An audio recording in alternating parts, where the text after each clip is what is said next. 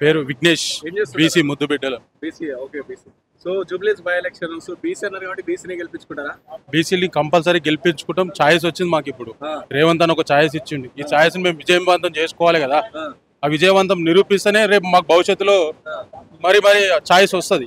ఈ ఛాయిస్ 100% లక్షకు పైగా మెజార్టీ నవీన్ యాదవ్ గెలిపించుకుంటాం. కానీ మీ బీసీ బిడ్డ పైన ప్రచారం చేస్తారు కదా, రౌడీ అని చెప్పేసి అట్లా ఇట్లా మొత్తం దాదాగిరి కానీ ప్రచారాలు చేస్తారు కదా. ప్రచారంలో గిట్టని వాళ్ళు మస్తు చెప్తారు.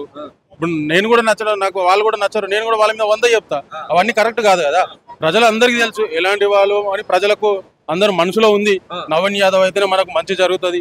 ఈ బిడ్డని గెలిపించుకోవాలి. గతంలో 3 సార్లు పోటీ చేసిండు, మంచి మెజార్టీతో ఓడిపోయిండు. ఇప్పుడు లక్షకు పైన మెజార్టీతో గెలిపించుకోవాలని జూబ్లీ ప్రజలకు మనసు నిండా ఉంది. మళ్ళీ రేవంత్ అన్నకి ఇది గిఫ్ట్ గా ఇవ్వాలి. మరి బీసీలకు ముందు సీట్లు రావాలంటే పెద్ద రిస్క్ ఇచ్చి పెట్టిండు మాకు. ఆ రిస్క్ అనేది మేము విజయవంతం చేసుకొని ఇప్పుడు పోటీ క్రికెట్ ఆడతాం. ఎట్లా ఉంటుంది గెలుపు ఓటమి కాదు. మన గెలుపు గుర్రానికి టికెట్ ఇచ్చిండు. ఆ గుర్రాన్ని గెలిపించుకుంటేనే మాకు భవిష్యత్తు ఉంటుంది. సో మరి గెలుస్తారంటారా? అంటే చాలా అంటారు జూబ్లీహిల్స్ లో బస్తీలు ఎక్కువ ఉంటాయి, ఒకవేళ గెలుస్తే హైడ్రా వస్తే ఇల్లు గులగొట్టేస్తారు. ఈ బీఆర్ఎస్ ప్రచారం చేస్తారు కదా.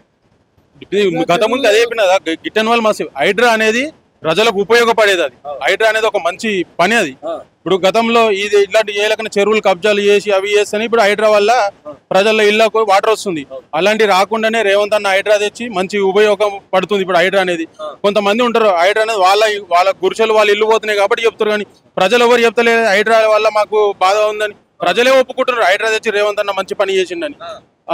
దానివల్ల ఉపయోగం చాలా ఉంది. హైడ్రా అనేది గొప్ప పని. ఈ గతంలో ఎవరిని చేయలేని పని రేవంత్ అన్న ఏది చూపిస్తున్నారు. అంటే మళ్ళీ రేవంత్ రెడ్డి మీద చాలా విమర్శలు వస్తున్నాయి కానీ అసలు పరిపాలన రావట్లేదు, అడ్మినిస్ట్రేషన్ చేయడానికి రావట్లేదు అని బాగా విమర్శలు చేస్తారు కదా. పరిపాలన ఎక్కడ లేదు. పరిపాలన మంచిగా జరుగుతుంది. రేషన్ కార్డులు ఇస్తున్నాడు. ఇంత గతంలో 10 ఏళ్ళు బీఆర్ఎస్ పార్టీ పరిపాలించింది. ఒక్క రేషన్ కార్డు ఇవ్వలే. 2 ఏళ్లలోనే రేషన్ కార్డు రేవంత్ అన్న.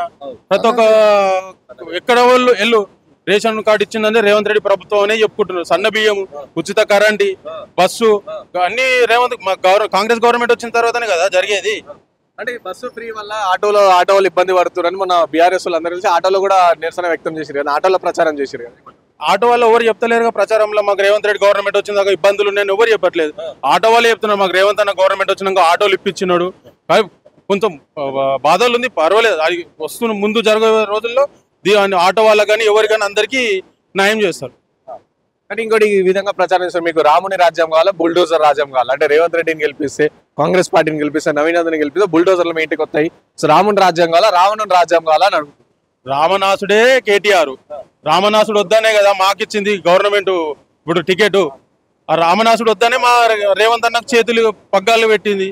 రాముని రాజ్యం కాదు, ఇప్పుడు దేవుని రాజ్యం వచ్చింది. ఇది దేవుని రాజ్యంలో పరిపాలన జరుగుతుంది. రేవంత్ అన్న ఒక రెడ్డి బిడ్డ బీసీకి మంచి పరిపాలన జరగాలని, బీసీలని ఎదగాలని, బీసీలకు టికెట్ ఇచ్చి రేవంత్ అన్న చాలా మంచి చేస్తుంది. చాలా సంతోషంగా ఉన్నాం. రేవంత్ అన్న పరిపాలన సంతోషంగా ఉంటారు కదా. మహిళలు కానీ వృద్ధులు కానీ ఎవరు కానీ కూడా రేవంత్ అన్నకు అండగా దండగా ఉన్నాం.